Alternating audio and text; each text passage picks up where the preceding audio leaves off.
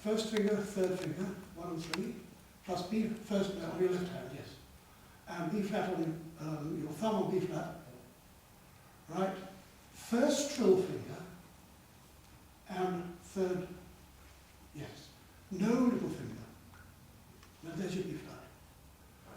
Right. Now, the point of that one is that the official one, which we're told is correct, is a load of absolute rubbish. Like so many of these official things that we're told, this is what you've got to do. It's nonsense.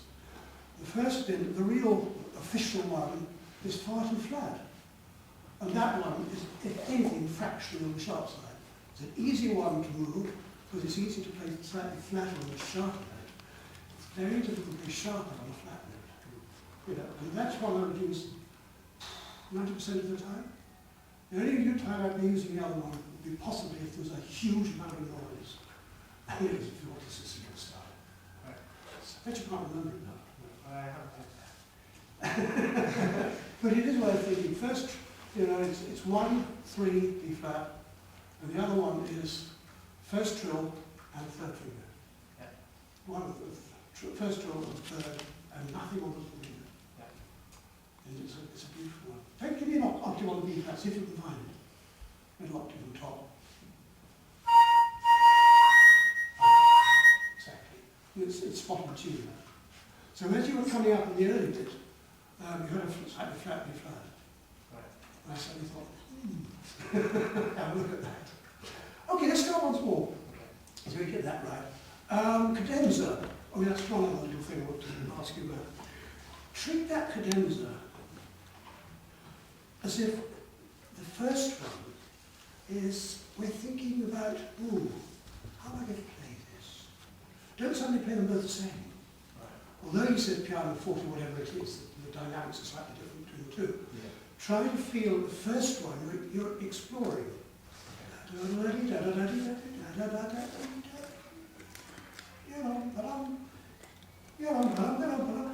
playing around with it. The second one, you've made a decision. Sorry. So that you're creating something. The first one is, oh, shall I try this? Shall I have something? I'm going to try something different. The second one is positive. And somebody says, so that's going to be, and give it time afterwards before you start that absolutely gorgeous bit. You know, it's very, very sensual. Let's start once more, and let's see where you have. By the way, I think it's lovely. It's good playing. There's no question about that. I just want you to relax. Right. You know, it's all the old story. It's so hard not to relax in these conditions. But let's try this again. So that is it.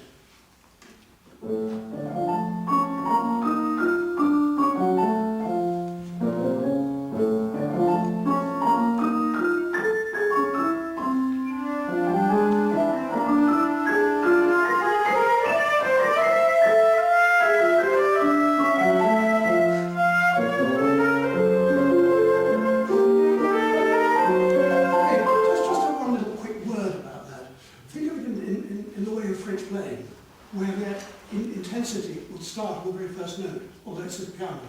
There'll be that type of, what we call the shimmer, which I don't know whether do you know about shimmering?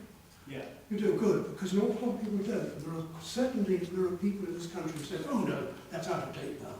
Well, it's a load of nonsense, because it's very, very important, particularly in orchestral playing. We use that sort of shimmering, because we can't play dead like a clarinet and make it sound decent. Well, it sounds dead.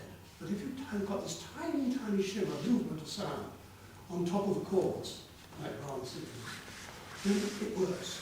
And that shimmer is we haven't time really to go into it.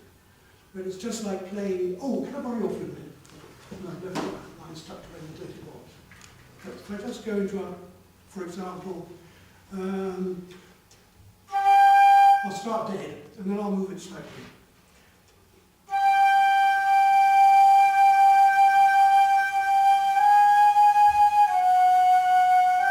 You can hear a movement, and yet you can't count it. It's not like going and all that, you know. So if you're playing a piece like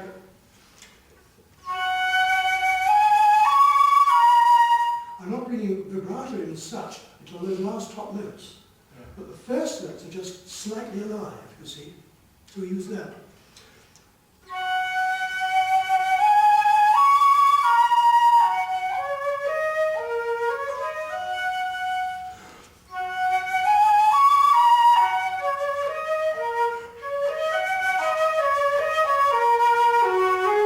Whatever it is, that's the piece of it. What do you know that piece? Yeah. Good. Macho. Where is it from? I'm out. Macho. It's not good. See, I don't even know what I'm playing. But that's where the shimmer is something that I think is incredibly important. If you can find it, you start by thinking, playing a dead note, and then there's a slightest movement from here in there, as if you were singing on French sounds, you know. And the very interesting thing here is if you think in terms of a French sound, you can make your vibrato or your shim, whatever, very easily on here. If you do it on a richer sound, you can't keep as fine. It won't work.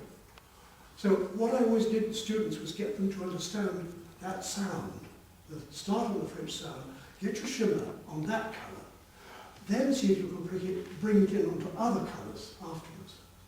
And you find that's very, very useful.